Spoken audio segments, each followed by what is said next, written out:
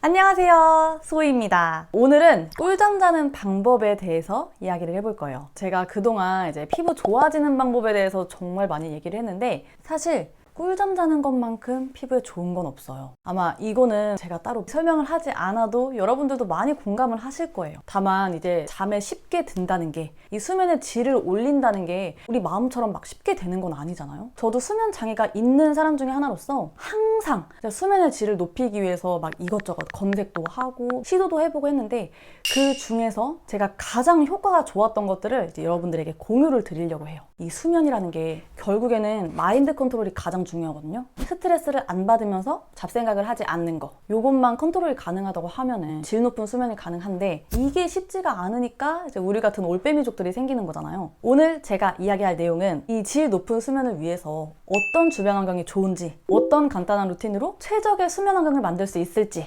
요거예요. 자, 그럼 바로 시작해 볼게요. 첫 번째, 온도 낮추기. 이 수면하는 공간의 온도가 너무 높으면 수면의 질이 떨어진다고 해요. 우리가 수면하는 중에는 체온이 저절로 떨어지게 되는데, 이때 주변의 온도가 높아가지고 이 체온이 내려가는 걸 방해하게 되면은 수면에도 방해가 되는 거죠. 미국의 국립수면협회에서 말하는 적정 온도는 한 15도에서 19도 정도예요. 계절에 따라서는 25도까지도 괜찮다고 하는데, 이 정도면은 좀 선선하다라고 느끼는 정도거든요. 우리가 이 온도를 정확하게 맞춘다는 거는 좀 까다롭기도 하고 조금 힘든 부분이 있기 때문에, 기존에 너무 따뜻하게만 자려고 했던 분들이라면은 이 침실 온도를 살짝 낮게 세팅을 해준다면 도움이 되실 거예요. 두 번째는 햇빛 보며 산책하기. 이 산책을 하면은 혈액순환이 잘 돼가지고 이제 수면에도 도움을 주고 수면 후에 피부 재생에도 도움을 줄 수 있어요. 근데 여기서 중요한 거는 햇빛을 보면서 해야 된다는 거예요. 많은 사람들이 저녁에 주로 산책을 하는데, 그 이유 중에 하나가 뜨거운 햇빛을 봐야 된다는 게 부담스럽기 때문이에요. 근데 질 좋은 수면을 위한다면 햇빛이 있는 시간에 하는 게 가장 좋아요. 이 숙면에 도움을 주는 멜라토닌이라는 호르몬이 있는데, 이 멜라토닌은 우리가 이제 낮에 het빛을 보면서 생기는 세로토닌이라는 호르몬이 저녁에 전환이 되면서 생성이 되거든요. 햇빛은 너무 피부에 안 좋지 않나요? 라고 하실 수가 있는데,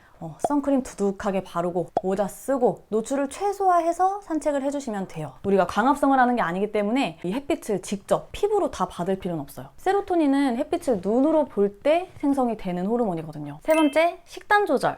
카페인이나 당이 높은 음식을 피하는 거, 그리고 수면 전 4시간은 음식 섭취를 하지 않는 거, 요거는 뭐 너무나도 기본적인 것들이죠. 우리가 뭔가 수면을 위해서 해야 되는 것들, 이거는 이제 선택사항이지만 하면 안 되는 행동들을 할지 말지, 요거에 대한 거는 선택사항이 아니라고 생각해요. 이것도 안 지키면서 질 높은 수면을 원한다?